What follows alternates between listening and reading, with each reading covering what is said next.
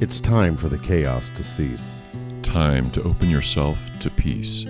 From the hours you've put in. To the next shift you begin. From the endless pursuit of release. That finds the worst unleashed. Transform the ugly into a win. Get to know your shield within.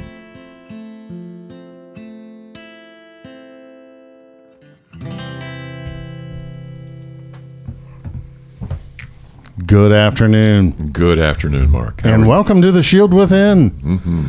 We are back for our second half of our time with Joe. Joe Gephardt's down here. We're excited to have him in the studio for the second half. Thank you for having me again. And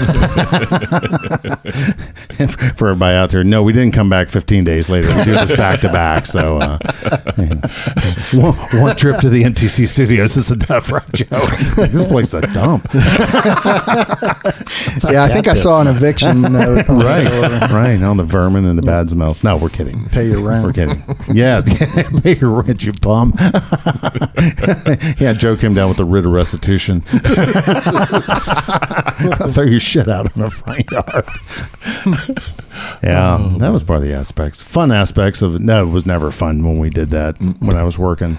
It's like, man, you guys had every opportunity in the world. But before we get into that, hey, reach out to us on Facebook. We're at Facebook/Shield Within. You can find us also at www.theshieldwithin.com.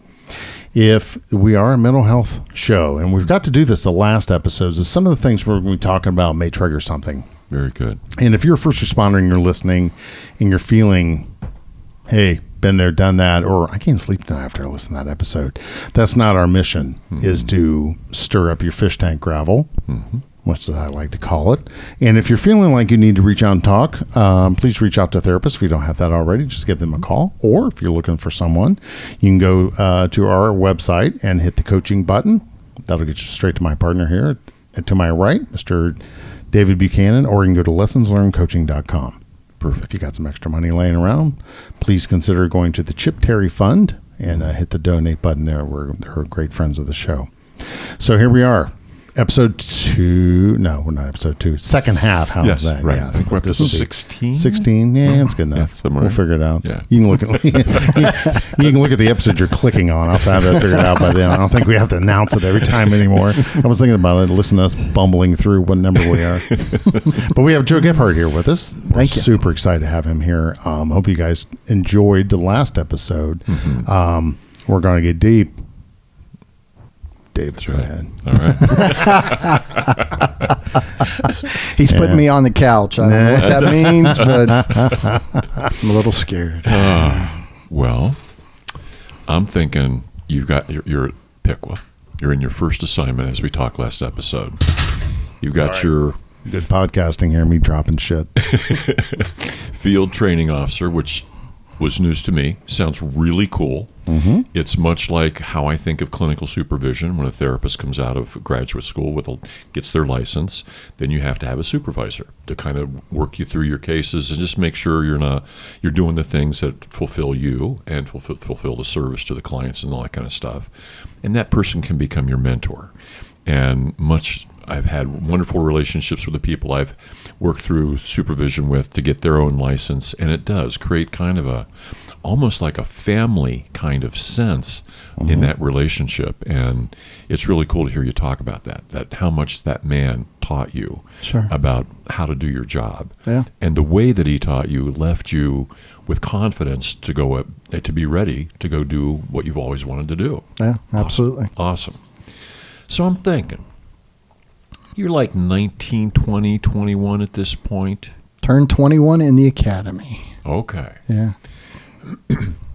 How long did you work before something happened that you then or now know was a trauma?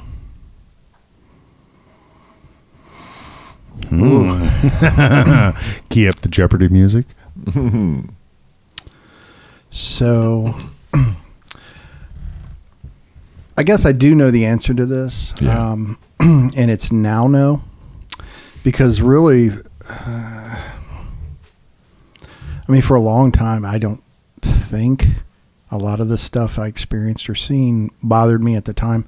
Now, I did tell you, when obviously you'd go home and you'd be upset and all that stuff, but Right. didn't recognize that as trauma, and seemed like recovered fairly quickly. Okay. And just went back to doing the job. Mm-hmm. So interesting enough, so I alluded to it in the first part, and I'll go ahead and get into it. It's a good segue, I guess. So we had an employee, one of our motor carrier inspectors, was struck and killed out on the interstate. And it was very difficult. It was right before Thanksgiving, and I had just driven by her on my way into work. And it was first thing in the morning, right before 7 o'clock, still dark. Saw her sitting there in the crossover. About 5 minutes later, I'm pulling into the post, putting my stuff down in the office when the dispatchers are yelling that we've had a trooper struck. Didn't know it at the time, but in the head, suddenly I'm rushing out the door, and mentally you start doing all the things that you do as you're responding. Well, I knew where my troopers were, and I knew that there wasn't a trooper in that area, but I knew that our motor carrier inspector had been down there. Okay. And so I was pretty confident that's what had happened. Didn't know the extent of it. All I knew is somebody was involved in a crash. As we get there, it turns out it's really bad. She was struck and killed. And it was a tough scene because the officers knew her. Yeah. Trying to do the job, but dealing with all that stuff was very difficult. Yeah. So, and I can talk a little bit more about that later. So that scene, that situation, a couple years later, I go to the Ohio Assist program, which Carla's a part of. You talked about Carla and promoted her. She was there. I know Carla very well. It's excellent. Does a great job. But she's part of that program. Basically, it's a 3-day program where you deal with situations, and they put you in like situation groups. And you do a lot of things, and you learn a lot of tools to help you. As you go there, though, one of the things, now for me at the time, it was cumulative stress. I recognized. There it is again, David. Oh, absolutely. It wasn't one. It was just, I knew, man, I am full. I can't. And I want to be there for my people. I want to be there and engage, but I just can't take any more stuff on. And you tend to do that. At least I did. I had to learn you can't take on their burdens because it just weighs you down, but you want to help them, right? Right. So it's natural. Right. So anyway, I say all that to say when I went over to there, my situation was Kimra's crash. That was what I went over there, the intent, dealing with that. It was very, very difficult. The interesting thing is, as I'm dealing with that process, a crash that I had went on back when I was 4 years on came up. Out of nowhere, I started thinking about it. And at the time, I don't remember it bothering me. Yeah. I just don't. Right. And it was one of those cases where it was right on the line of Montgomery and Preble, and I was over there on the drug team. I had just been assigned over there. I hear the call. A Dayton unit was rolling that way, but I was close. I was over by Lewisburg. Oh, yeah. Okay. The call was a vehicle that had went off the road and into a pond. It went into a pond. Yeah. And so we get there, and I recognize that we're really the only hope. That if we can't get there, if we can't get them out, it's not going to happen. Yeah. And even though several minutes had passed before we even got there, bystanders had no idea who was in it, but nobody came out. It was in about 8 to 10 feet of water. You could see taillights. And it was dark. Right. You could see taillights, but you couldn't really see the car anyway. So anyway, we did not get them out. We tried. We went out in a rowboat. We did different things, but couldn't get them out. Ended up being an individual, a young male from Illinois that was traveling cross country. Think maybe he just fell asleep because he just drifted, went across the median into the pond. Yeah. So anyway, that crash comes back, and I start thinking about it, and I remember it again. I can't even remember what I had for breakfast. Yeah. I remember all the details. I remember that there was 2 individuals that were broke down on the scene, that after everything took place, And I had stripped down to go in the water and stuff. Right. So I had to put my uniform back on. But they were broke down. They needed help. They were very understanding and knew, just take care of whatever you need to. When you're done, we'll be here. Yeah. We ain't going anywhere. Yeah. And so then I had to relay them for aid. But I remembered all that.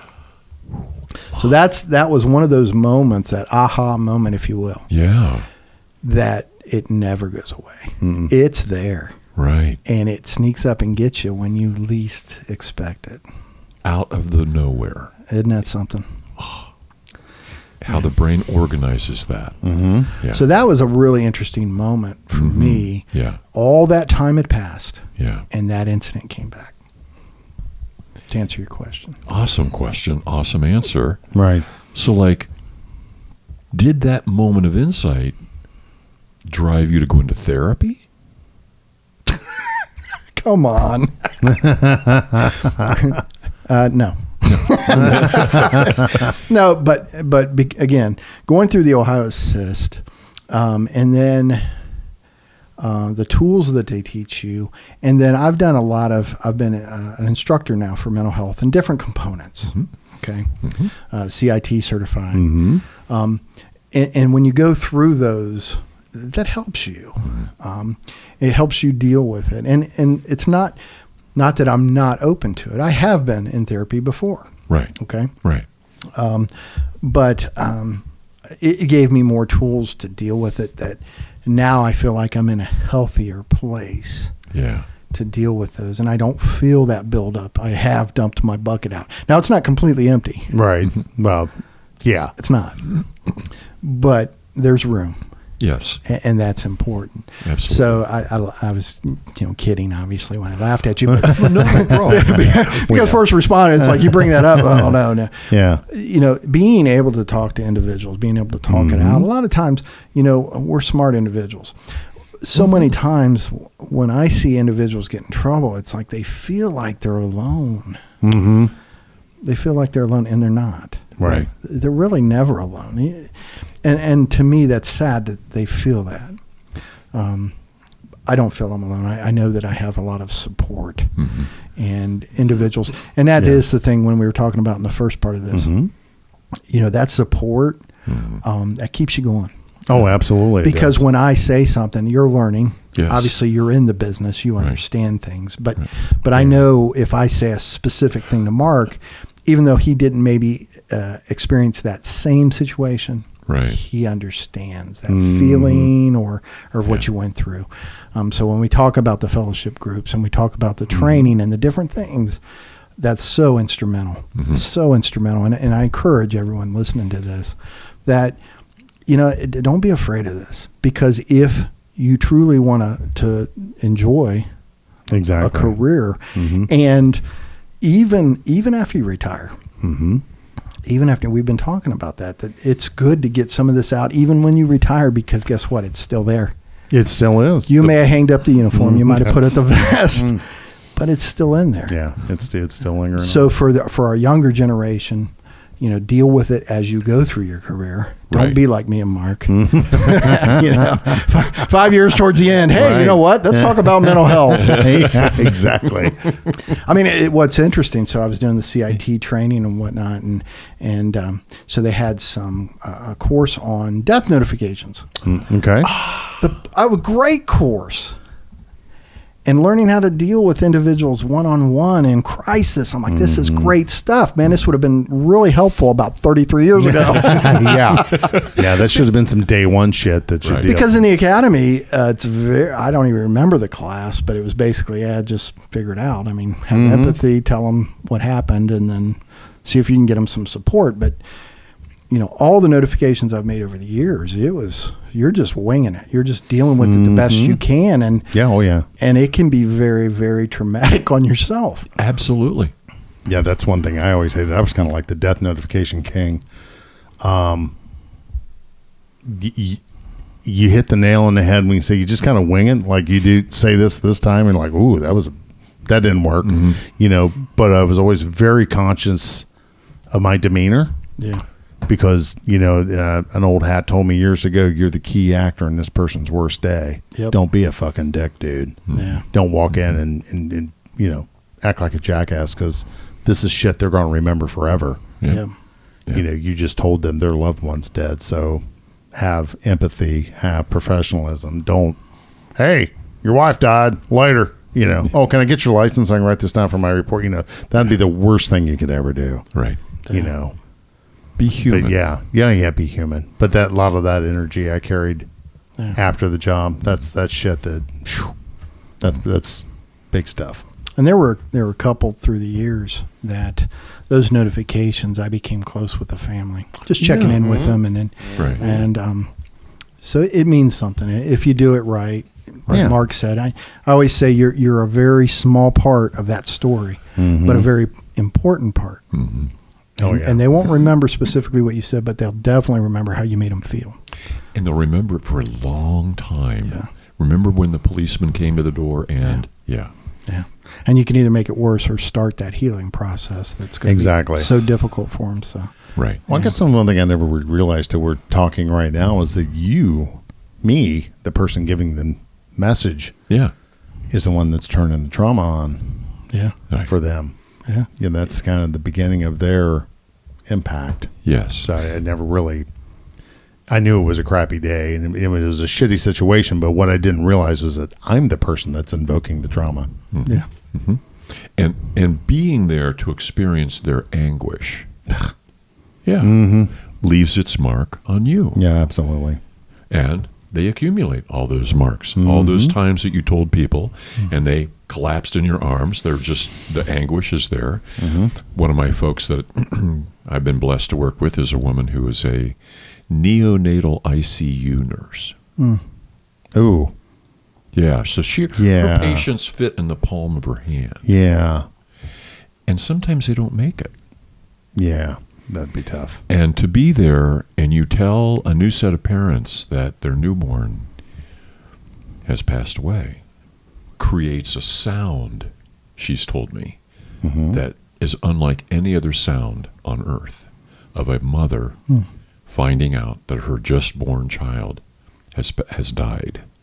Creates a sound out of that woman, wail out of that woman that is memorable to the point where you can almost like close your eyes and hear it in detail. And to me, it would be the same kind of thing. You're delivering the worst news they could ever hear, and you're the one delivering it. So the mark is on both parties in the interaction. The person experiencing the news and the person giving the news, much like the person teaching learns more than the student. Yes. That's how it works the same way. It was just because you're in the position of giving the information doesn't mean it's nothing to you. No. Far from it. You're right there in front of that woman, that man's face as they fall apart, as they cave in and accept what you just told them. That's hard shit. That is hard shit. Okay. You've got a staff. Sometimes they go through shit. And sometimes they don't necessarily share it with you. Do you see it on them? Can you see that trooper is really struggling? And if you can kind of get that, what is it about that trooper's behavior, whatever, demeanor, that says to you, man, I'm really having a hard time here? Yeah. I think you can.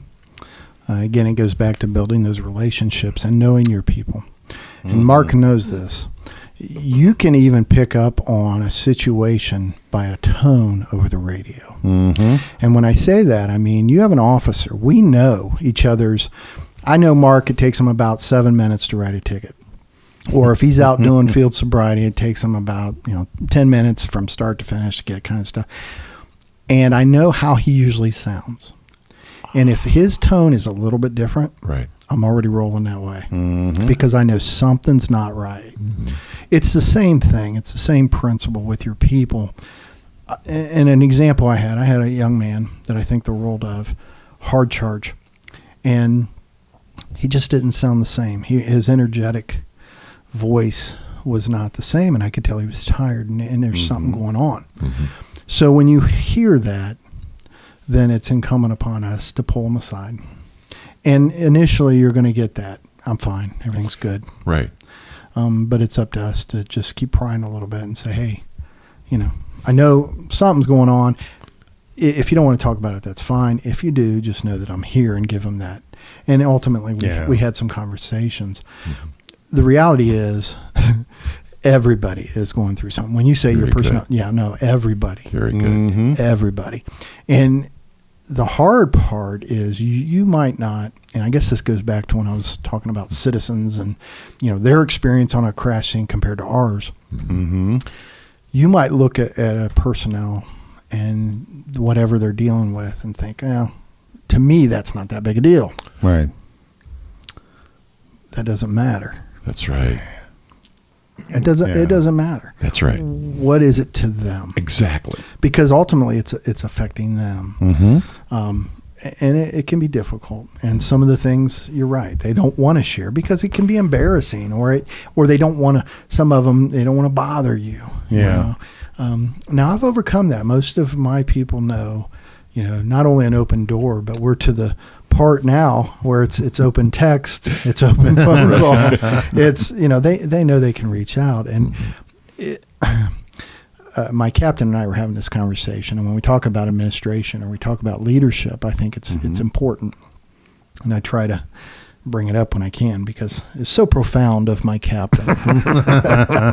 We have talks a lot, and I really enjoy those. But he brought up one day, he said, as we get up in administration, the job is not harder. The road grunt out there grinding it out every day, that's the hard job. Yeah. Mm-hmm. Yeah. Our job is not harder, but the expectation of your time is greater. Yes. I don't have the luxury of not picking up. That's right. No matter what the time. Mm-hmm. That's right. And no matter who it is, if it's my people, if it's my boss, if it's whatever, there's something we have to deal with. Yeah. Right? But I'm glad, and I feel blessed that they do feel comfortable enough talking to me and coming to me, and that I can help navigate them, because at the end, that's what we want. We want healthy officers out there doing a great job and service the citizens of Ohio. Yeah. And they can only do that. Even though we say, keep your stuff at home, put on the uniform, you just can't do that. You can't compartmentalize. You gotta deal with everything. Right. So, yeah, good for you, man. Awesome answer. yeah. The officers sometimes, the troopers just don't. You can maybe talk to them about mental health. You can talk to them about a therapist, maybe. They just don't go there. Sure. What do you think keeps them from? Good question. I think one of the things that we're trying to overcome, especially in our profession, the stigma. Yep. It's tough to tackle because we recognize we have guns. We have these responsibilities.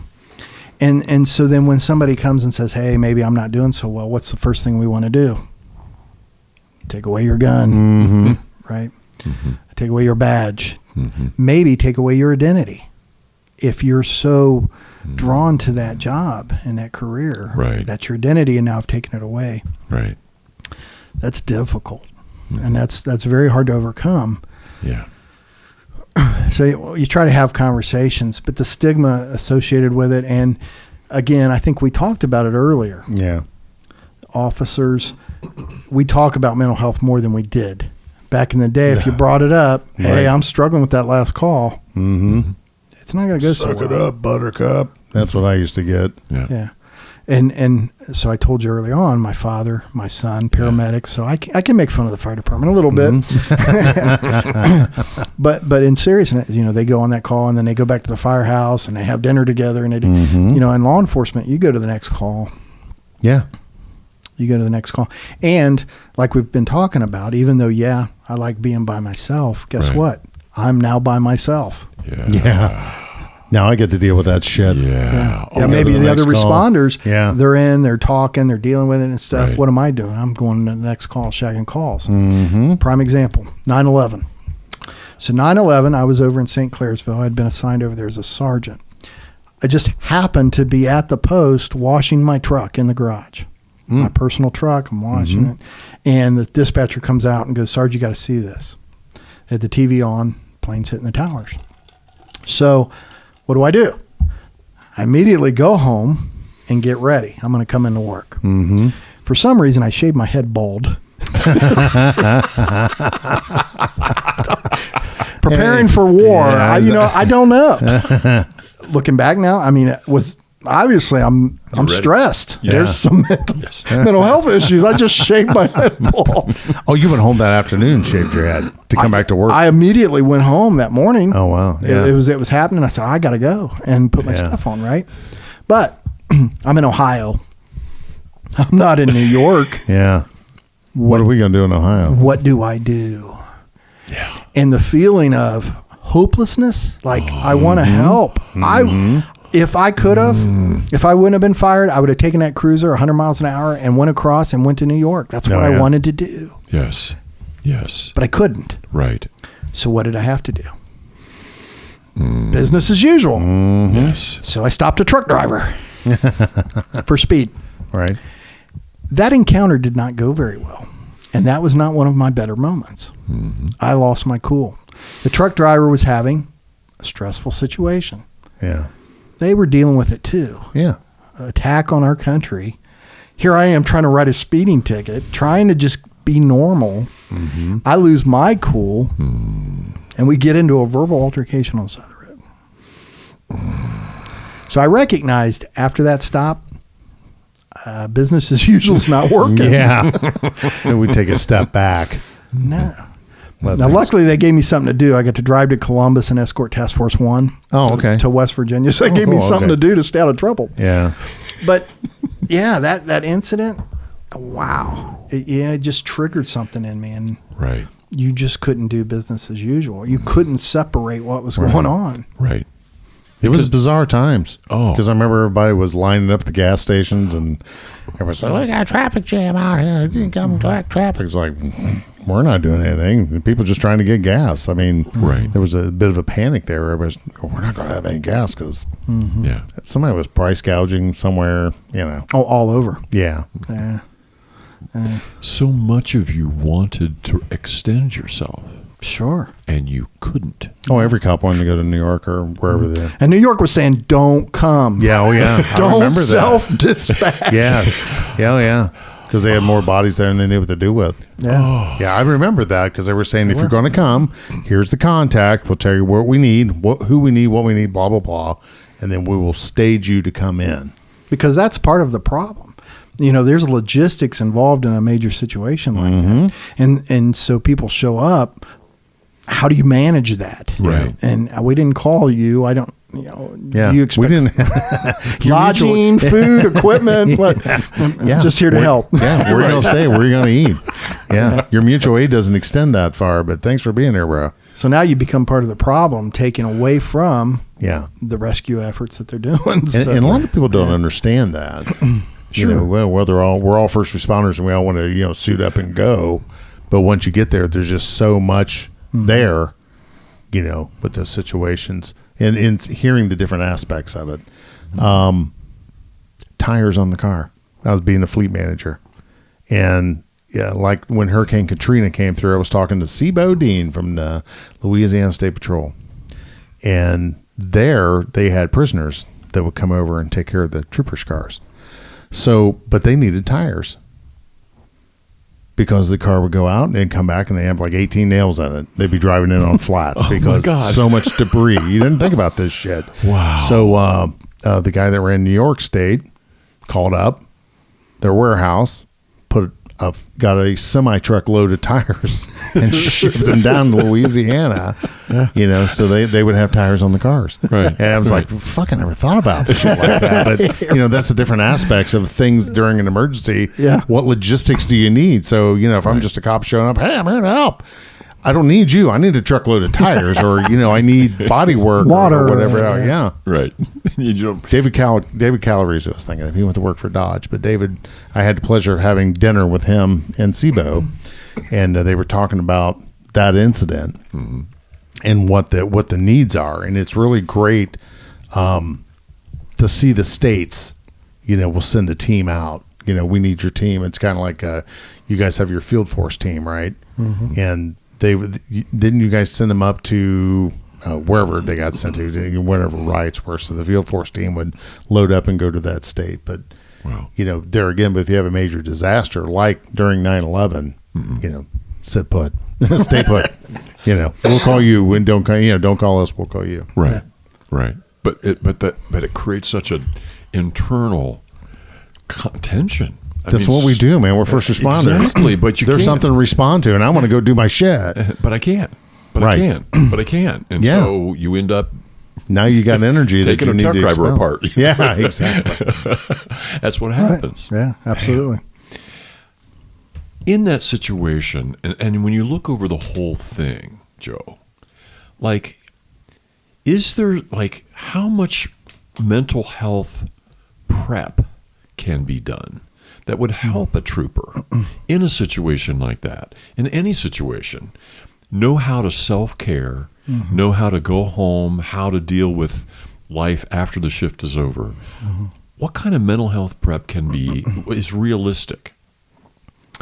Well, I think realistically, the physical component of exercise is pushed pretty strong in first responders. Yeah. And that's an outlet, and Yes. that's a good way to deal with things, right? I love it. And there's a little bit of education maybe in the beginning about different things. To Dayton PD's credit, they did put on, I teach mental health first aid, and their academy included that in part of their curriculum for the cadets. Very good. So there was that component. I don't know if it really means as much as it does for us. We can relate it a lot more. Okay.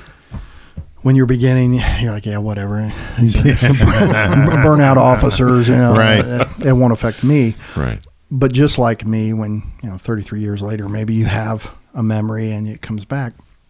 Maybe at some point, what was said, what the discussions that were had, will mean something to them.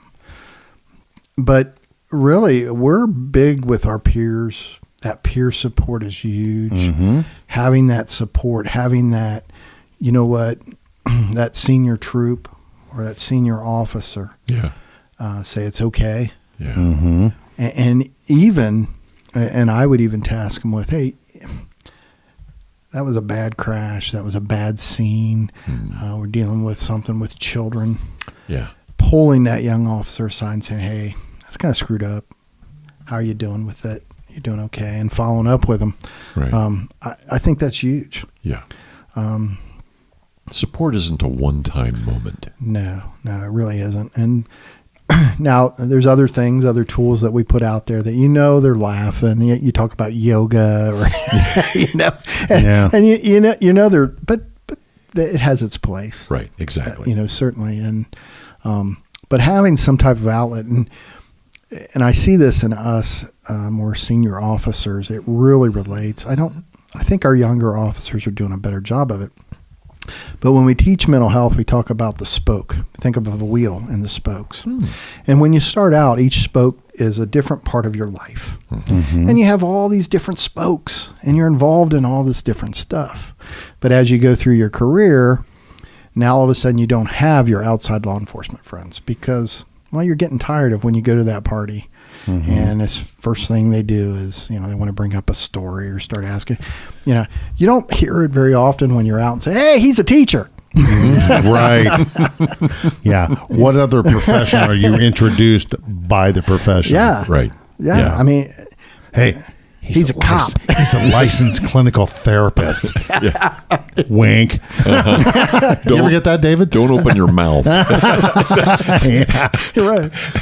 And yes, that is part of my life. Yeah. And then as soon as you're introduced, then they've got a story, and they got. Let me ask you something. Yeah. Don't you know my brother from Alabama? Yeah. No, I don't. So that goes away, and then you're going to church and you have faith-based, but now you work on Sundays. Yeah. And then if you wanted to do it on a Wednesday or Saturday, you're tired, and so that goes away. Yeah. right? And then as slowly but surely your hobbies start to go away. Very good, bro. This is awesome. Yeah. And then so after a while, maybe your family goes away. I mean, I know divorce is big in our profession. We know that. Yes. By the way, these are not things you put on a recruitment poster. That's right. Welcome to your future. Yeah. This is what it'll look like. Right. So at the end, what you find is you have just your career. Well, what happens if you end up getting in trouble or something happens with your career? Then what do you have left?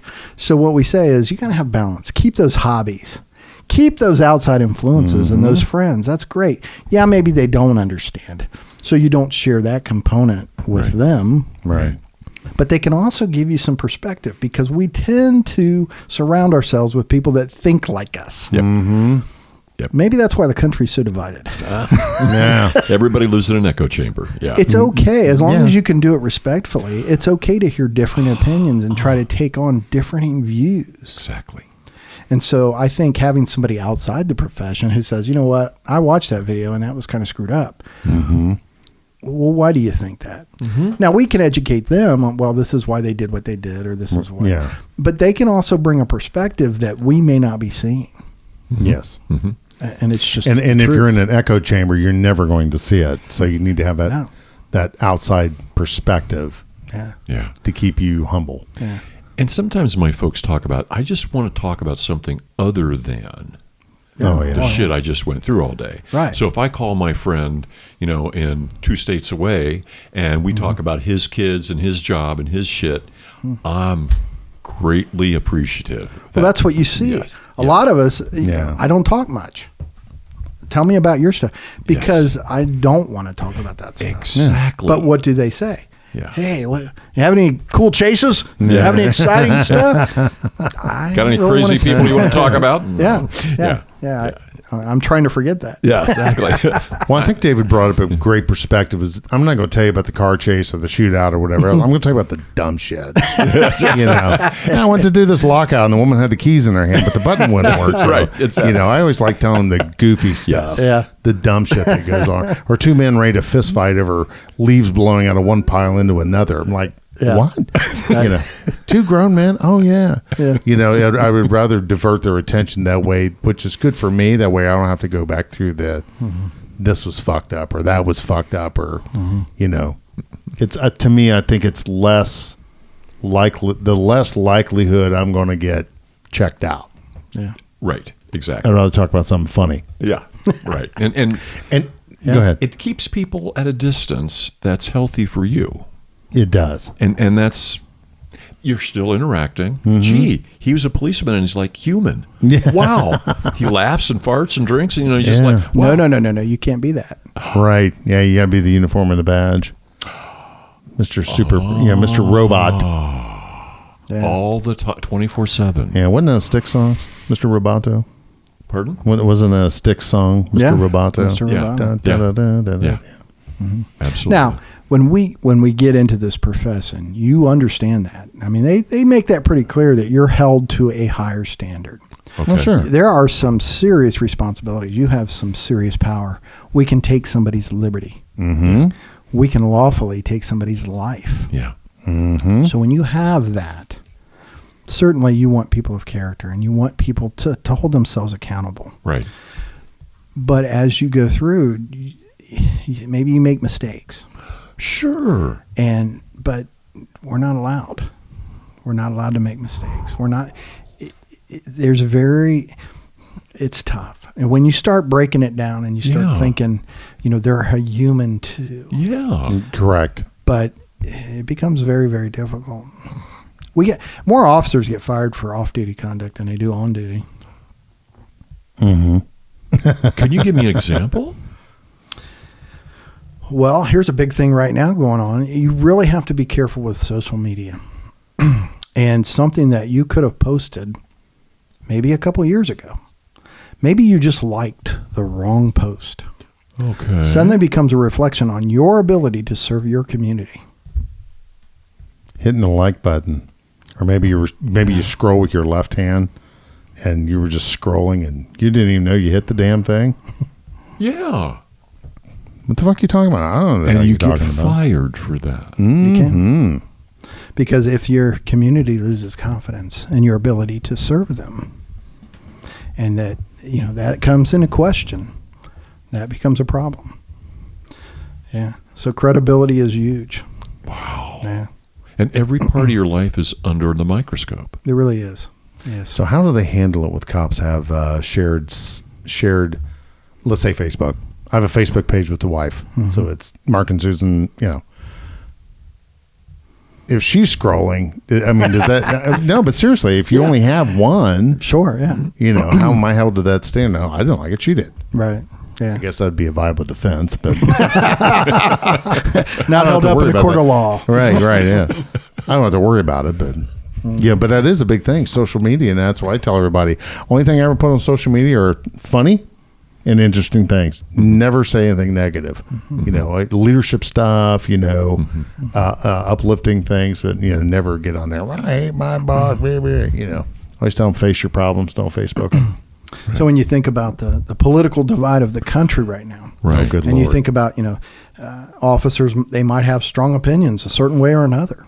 Yes. But if you go to express those, you could be offending and affecting others and the way they see things. Right. And that becomes a problem because they look at, can you effectively be a peace officer dealing with me if you feel this way? Or so I got the same problem with Michigan fans, especially late November. Right. I kid. Well, but at the same time, we have to put the weight behind the responsibility that we have. Yes. And if you want to go out and run your mouth, then go drive a truck for a living. Nobody gives two flying shits about Mark the truck driver. Right. Yeah. But if Mark the Cop gets arrested for OVI, guess who's the lead story tomorrow morning? Right. Yeah. Guess who's in the newspapers the next day? Yeah. Yeah. So, you do have to make those decisions and make good decisions and, bringing shame upon the profession or, nothing be worse. Have to go in, if I work for Joe and say, boss, I'm so sorry. You got to deal with my dumb shit. That's horrible. And I apologize. See, that's that relationship you build, and I had that with my bosses when I fucked up, go in there, dude, I am super fucking sorry. You got to deal with this dumb shit. But, you get humble about it and you take learn. a punishment and move on. Right. We joke. So on the patrol, you take 2 photos. You take a photo with your Stetson on. Okay. And that Stetson means a great deal to us. And you see jokes, obviously, on social media and stuff about troopers and their hats. But it's true. When I was going through the academy, they gave us the Stetsons halfway through, maybe 3/4 through, I don't know. And you couldn't touch them. You weren't allowed to touch them, which, of course, all of us were touching them, putting them on. They knew exactly what we were doing. We were looking, I look pretty good, But that Stetson means a great deal to us. Okay. You work very hard to get that Stetson. Yeah. So you get the photo, you got the Stetson. Yeah. Well, you also have the photo when you get in trouble or you get fired, no hat on, because they don't want that Stetson associated with that. Yeah. Wow. I didn't know that till last year. Yeah. Wow. No, I didn't know that. Do you remember, I won't say her Alexis. Did you know her from down south? Was a motor operator. Went to work in Montgomery. Anyway, she's on the drive team. And we were having lunch one day and she was talking about that. And I went, what? Are you serious? She's like, yeah, anytime you see a trooper in trouble, they don't have their hat on. And I went, bullshit. So I Googled and it was like, I did not know that till like 6 months ago. Yeah. Wow. So yeah, and if, like Mark said, you can't bring discredit to the brand. You can't bring discredit to the division, the agency. Yes. And that statement on social media then generalizes to everybody in that department or anybody in the entire profession. Yeah. See, there's another cop who. Yeah. And it's not even agency specific. Yeah. One of the struggles that I had through all the protests and everything going on and the shouts to defund police and all that stuff and all the community was really turning against, it seemed like, in some communities, not here. We still had great support, but but you still felt it because as a profession, you're all lumped in together. Yes. And that's what would frustrate me. I'm like, I'm not in Minneapolis. I'm not in Seattle. I'm nowhere near Chicago. Our training's pretty good. I've done 33 years, the very best I could possibly do, and treat people with respect. And yet you're thrown into all cops. Yep. And so that's part of that image that's tough, and that can weigh on you. And that goes back to that mental health component. And I found that you obviously have empathy for your brothers and sisters that are going through stuff and dealing with stuff. And, but it was starting to weigh on me, and I had to kind of get off social media and quit absorbing all that. Yeah. Because it was affecting me. That was part of that cumulative stress. Yes. And I'm recognizing, like, I'm not even anywhere near it. Yeah. And it's still affecting me. Right. Because I have so much passion for the job I do, the profession. I love it. I know it's a calling. I want people to respect us and care about us and support us. And when something like that happens, and you hear that, right? You hear nobody hates a bad cop more than a good cop. Right. I mean, and it's true because we know their actions, they affect all of us. Oh, absolutely. Yeah. When I get the newsletter from my licensure board twice a year now, I think it is, they list all the therapists, like social workers, etc., that have been disciplined. And if I find somebody I know on that list, I just want to go whoop on them. I just, fuck you. I mean, you fucked all of us when you did that. Right. When you fucked your client, you made the next 4 clients who call me wonder if I'm going to be trying to fuck them. Right. That is so messed up, but that's how people think. It can apply it to teachers, priests, whatever. It's one report about one person in a profession, and the entire profession suffers. Sure. I think that's kind of human nature, though. Yeah. You know, they want to paint them all absolutely bad. But you mentioned our area. We're talking about, and I never felt any of that at all. And I hope it's still the same way. I don't have people come up and say, "Hey, man, fuck them guys and wherever. We got your back, dude. You know, if you're ever in trouble, you look over, man. We got you." Yeah. I mean, is that still going on here? Oh, absolutely. Yeah. I can't tell you. I quit going out to eat because I can never pay my bill. You know, and then of course the agency I was with, they were hammering us on, it's a gratuity, you know. I'm like, so I just didn't go out. I couldn't go through McDonald's, get a coffee. No, guy ahead of you bought it. Yeah. Okay. You know? And it's a good feeling that you have that support. Yeah. Absolutely. The community's got your back too. Yeah, they do. Yeah. That is a good thing. Now, just real wide open. I don't know where we're at with time, but I'm not done. So 15 minutes. I've been thinking, because I've listened to my highway patrolman clients talk about this, that you talked about it earlier, when you're early in your career and you're in a car chase, just, you get lit up. Right. But after you've done it 15, 20 times, and you're in another car chase, I'm thinking, by nature, a car chase is traumatizing. Am I right, or am I exaggerating this? It becomes that way. Early on, I don't think it is. Actually, it's exciting. Your adrenaline's rushing. You enjoy it. You love it. You really do. I'm smiling from ear to ear, man. Yeah, you really do. But as things go on, as you experience, situations where suddenly you have one that goes bad, and an innocent person is killed as a result of it. Now, I'm going to tell you, in law enforcement, at least in my opinion, it's very difficult for us because we recognize, the risk. So our policy on a pursuit is, does the risk outweigh, the apprehension? If you need to apprehend them, and that's more important than the risk. Okay. Well, that can be difficult. Right. There's always risk. Yes. So we try to minimize it. Okay. Light traffic, there's not a whole lot going on. But even in those situations, things can go bad. Even in those situations. Right. And so when you're young and you're full of, that's what we're taught. I mean, everything on TV and the movies, they don't do any paperwork. We're not. That's right. We're not watching cops, do paperwork and reports, and No, they're chasing bad guys. And I mean, I don't know. The city, I don't even know how they recover from the damage from some of those pursuits, right? Oh, I know. Yeah. Some of them's just shit shows. So you think, hey, this is what I'm supposed to do. Chase them till the wheels run off. But you start to mature and you start to realize this isn't a game. This isn't TV. This isn't a movie. There's some serious consequences. Absolutely. Right? Yeah. So should I be pushing?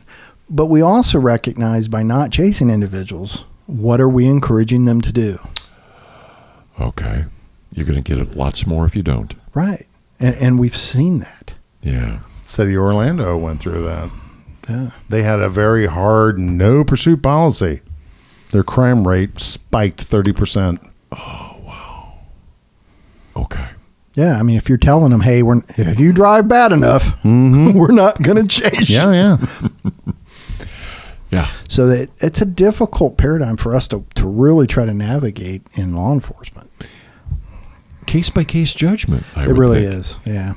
For us, the supervisors have to be involved. They have to be monitoring, listening, and you've got to be able to make those hardcore decisions. Now, the young officers, they're going to be mad at you if you terminate a pursuit. They're going to be mad because they want to do their job and they want to get them.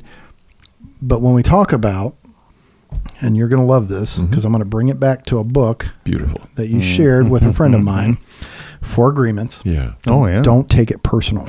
Yeah. Now, earlier in the show, I said, a good day for me is nobody died on my highway. Right. Is it personal? Yeah. Yeah. It is. It's your space. They're running from me. Is that personal? Maybe. Yeah. You feel it is. You feel it because it's my job to get you. Right. You were driving like an idiot. You're passing cars. You're driving a high rate of speed. Everybody that you just went by, what do they expect me to do? Do they expect me to just turn my lights off and go through Tim Hortons? Donut time. Yeah. Guess what? They start calling the dispatch and they start complaining. And they're like, your trooper didn't do anything. Yeah. Yep. So, that's that balance that, okay, I'm going to try to catch them. Is there something set in place? Stop sticks. And again, that's another thing. Stop sticks are a great tool, but we also see officers get killed as a result of deploying them. Right. Lack of training. It's extremely dangerous. We just had 3 within the last year and a half. Extremely dangerous. Yeah. They work effective if you get a good strike. Yeah. Extremely dangerous. And I've had cases, a couple as a lieutenant, going out, responding, but standing out there going, man, what am I doing? Now, we've gotten better. Yeah, you just called my old agency. We'd stick them every time. there is some truth. It seems like they start up in Sydney, they come through they come into my, and each agency, and we work pretty well together. Like, we know they won't get south of 68. I'm telling you. At the overpasses, because we all know we use cover, and the overpasses are great cover. But so anyway, so those are all the things that go into play when we talk about a simple thing like a pursuit. It's not so simple. There's a lot of decisions, a lot of things that could go wrong. I left the Nutter Center one day, was training, and it had nothing to do with the pursuit, but I was monitoring it because it was our aviation section was following this. It was a murder suspect. Oh, goodness. So it doesn't get much higher, right? Murder suspect. No, yeah. That's right. Yep. So it was out of Dayton area, but it was in Springfield to start. They were driving like idiots. They were running through gas station parking lots and heavy traffic, and this is in the afternoon traffic. Oh, good Lord. Yeah. School buses, work traffic. So no officers were involved in an active engagement. Planes up. So if we got aviation, we got eyes, we'll back off. Okay? Right. I listened to this. This vehicle went all the way over into Columbus, and he never backed off. Never backed off, was passing vehicles left of center, running intersections, driving crazy the entire time. Wow. And there wasn't any officers chasing him. So that's the question. Yes. Do they back off? Do they slow down? Yes. Or if I'm there with my lights on, am I at least able to warn traffic? Those are all the things that we have to consider as officers and supervisors, even more. Right. In a simple pursuit. Yes. Yeah, there is no such thing. There's no stress. Yeah, exactly. Well, but then, especially with the stress end of it, you're thinking you're doing everything by the numbers and doing it right. And we had what was called a review document. Yes. You did all your documents, you collected all your evidence, your video. If you had a stopping tactic that you used, being it either a tire deflation device or a precision immobilization technique, whichever technique you used, and say it's by the numbers and we did it correctly. Well, then, and what our policy was at the monthly supervisor meeting, everyone takes a look at that. Sure. Yeah. Because you have your review. Mm-hmm. And I always told my guys, go do your effing job. My job as your supervisor is to keep you in line. I'll keep you in line. I'll keep you policy ready. And if we get outside of it, I'm going, sorry guys, I'm going to call you out. Right. Because shit rolls downhill. But in order for the public to see that we're self-governing, we're just not a bunch of fucking cowboys out there, that's why we had that document. Right. Sadly, I had to investigate a fatal pursuit where an innocent got killed, where our officers were involved. That was super stressful. Yeah. And it all gets back to coulda, woulda, shoulda, man. We had stopping tactics. We could have done coulda. But none of it happened. Yeah. But it resulted in an innocent person getting killed. Yeah. And 2.5 years later, that's how long it took for that whole process to work its way out. And, and Joe's right. When early in my days, I'd been all in that pursuit, dude. I'd have been get out of the way, But sitting back and looking at it, it was a stolen truck. Yeah. It would have showed up eventually. The guy was just a doper looking for his ride to his next hit. If we would have just disengaged and left it on that guy, maybe, and it is pretty much proven that once you disengage, they slow down. That the one you're talking about with the air unit, that's just that's bizarre. Yeah. And that's the exception, not the rule. Right. Correct. Right. Yeah. Yeah. I'm just very struck by how all the first responders I've worked with, of all flavors, the key thing I hear over and over and over again is judgment. Like, so much of what you're doing in a specific situation is about judgment. You're weighing all the risks, all the liabilities, all the benefits, all the community around you. What's the symbol of justice? There you go. Exactly. The lady with the scales. That's right. The lady with the scales, weighing and balancing constantly, all the time.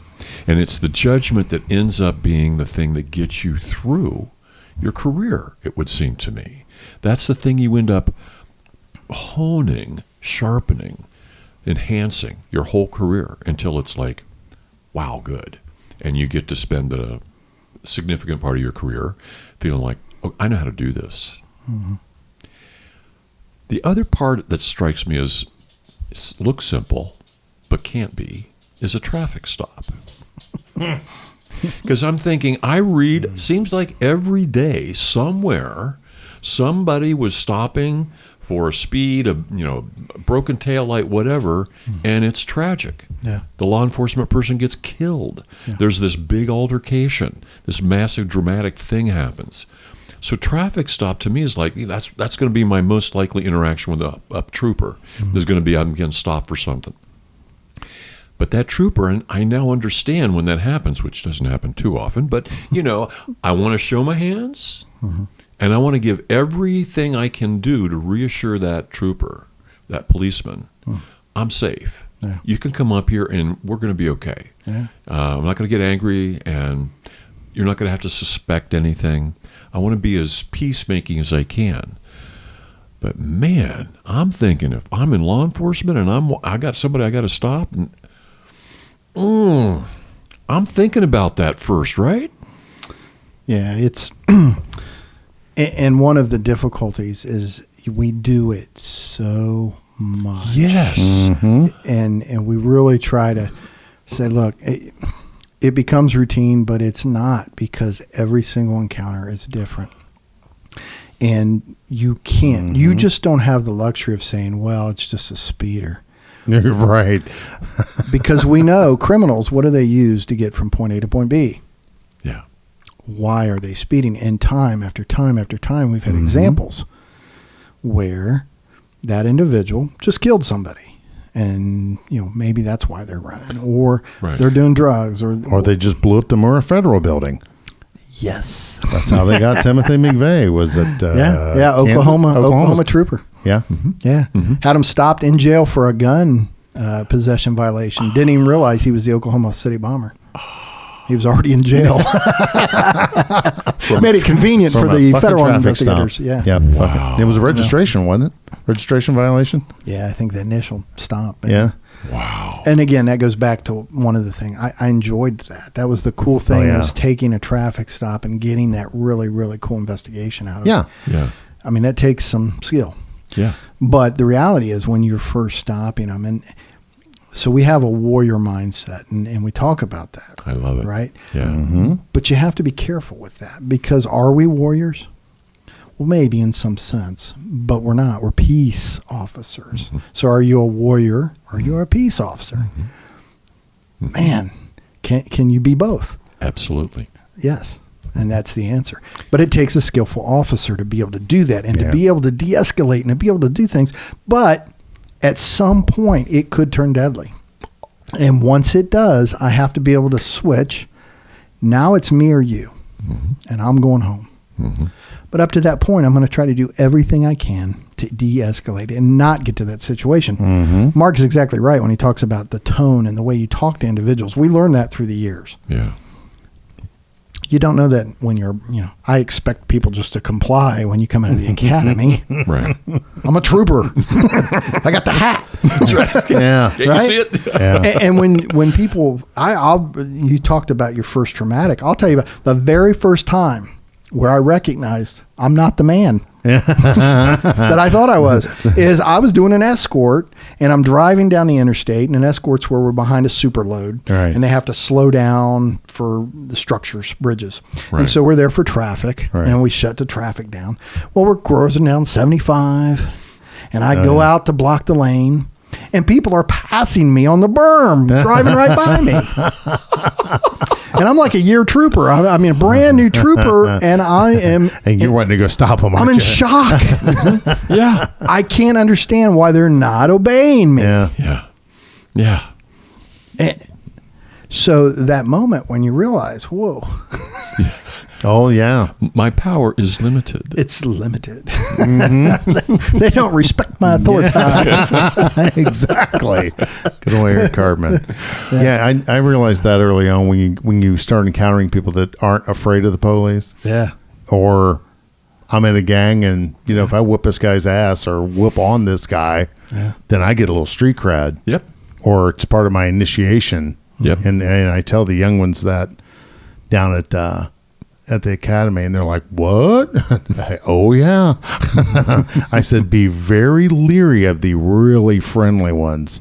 Those are the ones that are about to fuck you." I said, the ones that, "Hey buddy, how you doing?" And they're just like up in your grill. Mm-hmm. No, back up, dude. Yeah. I've seen this act before. Right. Exactly. So you got to balance all that and take all that into account on that traffic stop. Yeah. Again, it's a matter of judgment. Friendly till the gunfire starts. And we're not even taking into account all the traffic that's driving by. That's not paying attention. They're on their phone. Yeah, they want to hit you. That are passing you at 70, 75 miles an hour. Have you been hit? I've had my cruiser hit. Okay. I had a car come over me. Luckily, I was paying attention. I was on the line and jumped over a hood to avoid. Whoa. I was out at a crash scene in Vandalia, day. southbound. We had were clearing the left lane, but there was still slush, and a car lost control. I started running and jumped over the wall. Oh, good Lord. Head first. So close, everybody was calling dispatch saying you just had a trooper get hit. It was close. Wow. So I've had close Thank calls, God. but yeah. Yeah. Yeah, I've had my cruiser hit, totaled out my beloved 2007 Crown Vic. I use, he's retired now. I think I can say his name, Kyle Albright's incident down there on South 75. Yeah. Oh, yeah. Dryden Road. I use his. Arresting one drunk and got hit by another. Yes. Yes. Had a Wisconsin officer out with him, didn't he? Yeah. But and I tell them all, I always play Your Vest Won't Stop This Bullet video. Remember seeing that years ago? Yeah, sure. That's the bullet car. Yeah. But that's a lot of things you got to deal with when you're out there on the road, especially with these guys. That bullet car is zipping along at 80 miles an hour. That's a lot of energy to expel. Tremendous. So you're dealing with, say that stop's not going well. They're not complying like you, Dave. Right. They're challenging us. They're pushing it. And you're trying to deal with that. You got traffic that's coming too. So one of the tests that we do for impaired drivers is divided attention. Well, what's that officer? They're divided attention because they got to worry about traffic. If you pull out a gun and I'm on the left side of the road, I can't just run out into traffic. Mm-hmm. So tactically, I have to think about all That's stuff. Exactly right. Before I'm even stopping you. That's right. Mm-hmm. Yeah, you're running through that protocol. And for me, the warrior head is the first thing that I think of as important for warrior is you're ready for anything. Yeah. So when you walk up, you don't assume anything. Right. You're ready for anything. Exactly. Yeah. And when you walk up with, it is what it is, and it's going to be what it's going to be, and I'm going to be ready for it no matter what the fuck happens. Yeah. That's, to me, the way you get through that kind of shit. And then you get to use, your emotion goes down, your rational processing picks up, and you start to use your judgment. And you start to do the weighing and the balancing, and you get to make a good decision because you walked into it not assuming that you'd be safe or you'd get compliance. Yeah. You walk into it thinking, I don't know what the fuck is about to happen, and I'm going to be ready for it no matter what it is. Well, we've even had officers shot. The mentality is, I'm here to help. Yes. Somebody's broke down. Yes. Somebody needs help. I'm just giving you a ride. Yeah. And end up in a deadly encounter. Yeah. Exactly. Yeah. No, that's why I tell them all, pat them down. They don't get in the back of that car unless they're searched. Don't give them their bags. The bags go in the trunk. Yeah. Oh, we're just giving them a ride. You're going to be a statistic, bro. Yeah. Think about it. And sadly, this is the only job that just doing the job is the reason why they shoot and kill you. Sure. Right. Exactly. We had that in Mid-Ohio where that guy's like, his mission was to go kill an officer, and he found the first one he found, he shot and killed. Yeah. And that's everything that we have to balance, and that's part of the challenge for the officers now is we want to keep them empathetic and human. Right. But how do you train that quick wit? How do you train that? It's just, they just got to go out and do it. Experience makes such a difference. It does. Yeah. And we're in such a vacuum right now where all the old fuckers like me, Right. and I didn't think, you said that on the last episode, Joe, you talked about that 2 years, where we lost, and they didn't have academies. Yeah. The academies all shut down for a year, and and I'm thinking, why are we having such a hard time recruiting? Because this isn't the first time that there's been a vacuum, and it is reassuring that my class right now is 20, which is big because the past classes we have were like, I had one class of 7. Oh my! And that's unusual for where I work at that academy, Wow. and I know the state patrol's been having challenging or just record low numbers, but I walk in, hell, there's 20 students. I'm like, fuck yeah. Thanks for being here, gang. Yeah. But it's coming around. I mean, law enforcement's a good job. It's the best job I ever had. I had so much fun doing that job, met great people like Joe, and just to be able to do the shit that I've done. Yeah. I'm like, I think I did pretty good for working for a really small department, Yeah. But you've been very blessed. But it is challenging. And here's something else I want to ask you about. Have you ever heard of Paul Butler? I have not. He's a speaker. He goes around. I had him. I went to the Police Executive Leadership College, and he was one of our keynote speakers or speakers for the day. And he talked about recruiting, and the markets that we're not recruiting in is the 28 to 38 year olds. You've been out, you've been in the military, you've gotten out. Why are we recruiting them? And he went around the room and asked us all, what'd you do before you were a cop? Of course, I come out of the restaurant business and car business. And he said, okay, sales, right? And I said, yeah. He said, did you know that waitresses and bartenders make the best cops? And I went, I think you're right here, Paul. Keep talking. It wasn't a one-on-one, it was a group. Yeah. But he said, think about what waitresses and bartenders do.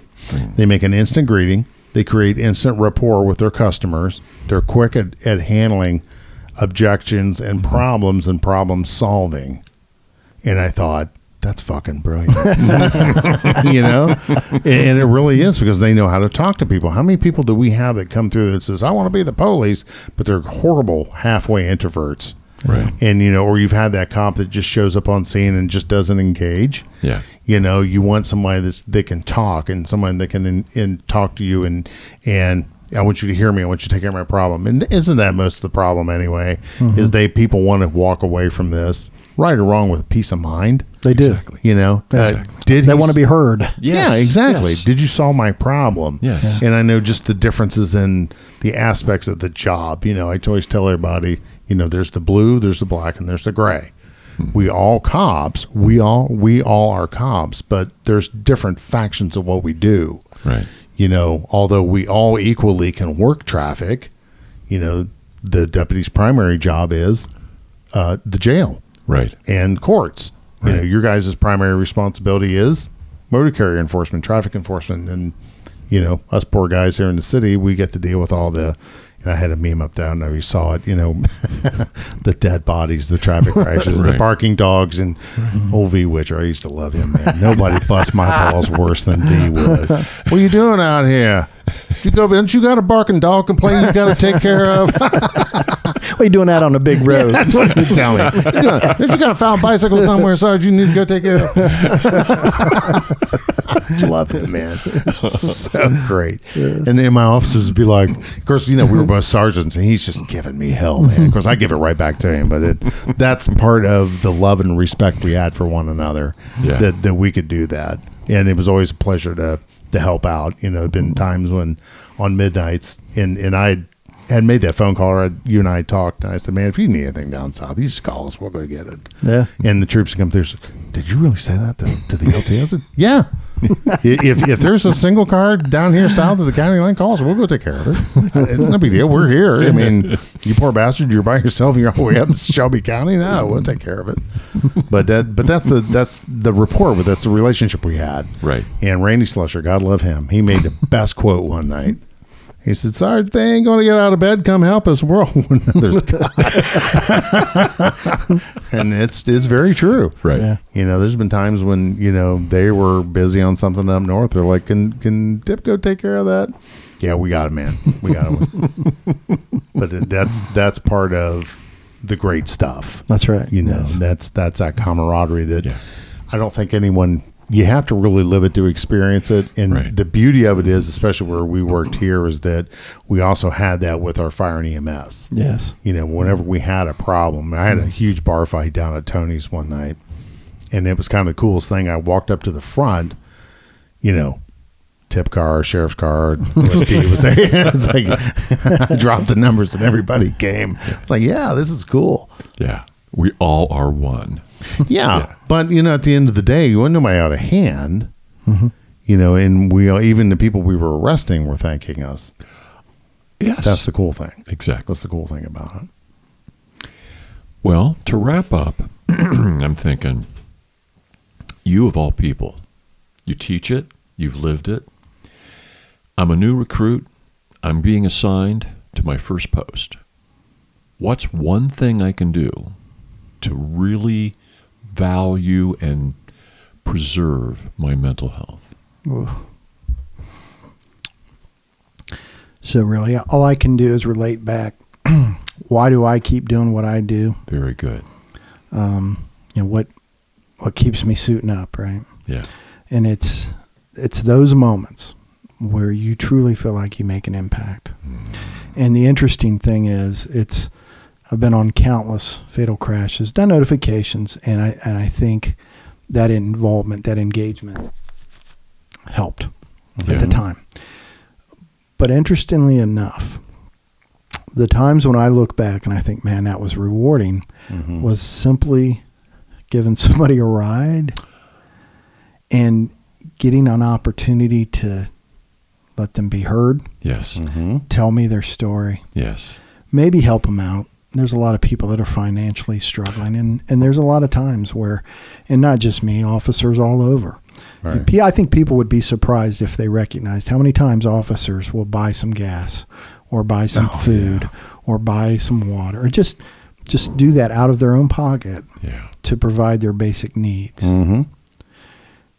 It's those moments that I hold close and it's like, okay, I feel like God put me in that time at that place with that person Exactly.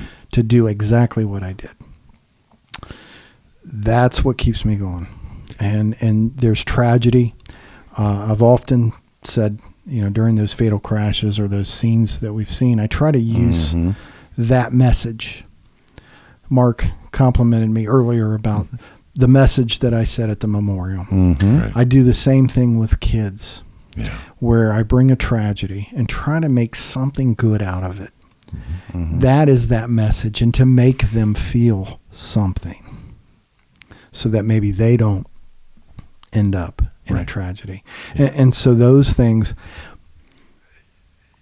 because again, what's the one thing we say when we get in? We're not all, when we sign up, you're not hearing officers say, well, I want to write a bunch of tickets. I want to handle a bunch of crashes. I want to inspect a bunch of trucks. No. I want to have the most reports written. Door checks. And it's true. You can ask any cop in any country, what's the number one thing they say? They want to help people. So you have to go back to that and help people. And sometimes it's hard, and sometimes you get wrapped up in all the other stuff, all the other white noise. Right. But you got to hold on to those, because there are opportunities. I truly believe in the good beat cops. They're cruising around, and you know what? You see that kid at a lemonade stand. Oh yeah. Stop. Oh yeah. Buy a lemonade. Yeah. You see a kid by himself playing basketball. Shoot a couple hoops. You see somebody struggling. Those things, because that's what you signed up for. Yeah. You The want to human help factor. people. Yeah. Absolutely. Yeah. And if you do that, at least for me, it's carried me through 33, and who knows, maybe another 5. Oh yeah. Treasure the times when you get to fulfill the mission that you started with. Absolutely. Wrap your arms around them. Do something in your head to make sure you remember that. Yes. Take a picture in your head of that face when you walked away from, God, that guy just gave me $5 of gas. I can now get to the grocery store. Yep. That moment where you're extending yourself for no reason other than the fact that you're human. That's right.